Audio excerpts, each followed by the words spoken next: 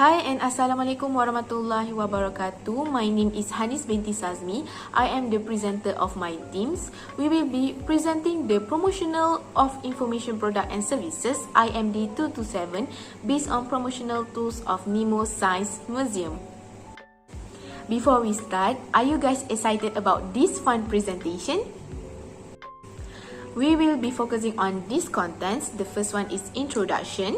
Then we move forward to the advantages and disadvantages of using infographic posters, the targeted audience, the whole process of preparing the promotional tools, the information agency, product and service provided, and the last but not least, the conclusion. First, the introduction of Nemo Science Museum. This building is a 5-story building located in Amsterdam's Docklands. Nemo is a typical science center that features a huge number of hands-on exhibits, interactive installation, and learning experiences. This museum also displays a variety of science-related projects. As you guys can see on the slides, the exterior design was an inspiration of a piano, which at the highest section of the building, it has slope that gave access to visitors and elevators for disabled people. The vision of Nemo Science Museum is science and technology enable us to better understand the world and ourselves, to develop as human beings and to prepare the world for the future. Nemo inspires curiosity in both young and old about the power, the importance, and the special nature of science and technology. Meanwhile, for the mission is to bring science and technology closer to the public in an interactive and accessible way in the museum, at schools, at nationwide events, and online. Meanwhile, for the objectives is to introduce children and adults to the curiosities of the world of science and technologies. So now we will be looking onto the advantage and disadvantages of using infographic poster. The first advantage is design interactives.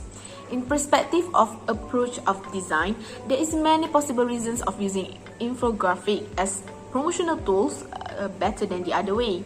The design will be more attractive, which is more eye-catching than text, since there will be a combination of various types of multimedia such as text, graphics, and colors. The second advantage is promoting agency. This kind of medium creates a useful micro-interaction with the intended patrons and targeted audience. Plus, the information agency can be the best promoted when the content includes useful information for intended audience. The third advantage is efficient transmission. Because of its visual appealing, posters can be easily remembered and be very multi-purpose towards information agencies. This medium is also accessible and has a viral nature which can be potential to get disseminated to society, then it can be definitely expand the expected audience. Meanwhile, for the disadvantage is utilizing the utmost purpose of infographic posters, where basically the persona had to inquire themselves to be more up to date on trend these days. So basically, some information also might be hard to express clearly and tend to be lengthy for user to digest, because every bit of information through the information has been clear-cut and refined to more straightforward. So the targeted audience, this museum serves information for all users, which means for all age group from infant, toddler to teenagers, adults and oldsters, as the selected information agency serves information that can be suited for everybody view, like science exhibitions, science related events, and many more. Here is the process of preparing the promotional tools. The first step is we discuss the task. Basically, we also delegate the task where Nur Patricia will draft the proposal, Nurul Atika and Hazrin Hazida will design the infographic poster, and me myself, Hanis, will prepare the slide and presentation. Next, we approach Dr. Zahril to approve our proposal, and after the proposal has been approved, we start to choose the design for our infographic posters. For step 4, which is brainstorming, We all brainstorming the idea or point while doing some notes from the museum website to be as the content in the posters.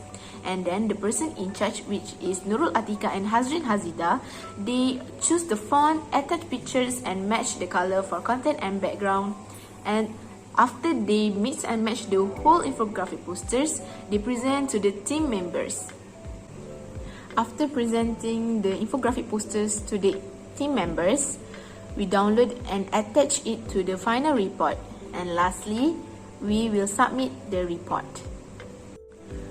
This is the infographic posters of Information Agency of Nemo Science Museum. For the colors, we choose black, dark blue, grey and white because they are more in line with the theme used by this museum. At the top of each posters, we put the pattern as a header to make it look more attractive. The arrangement presented is more of a magazine style in which the words surround the Nemo Science Museum pictures.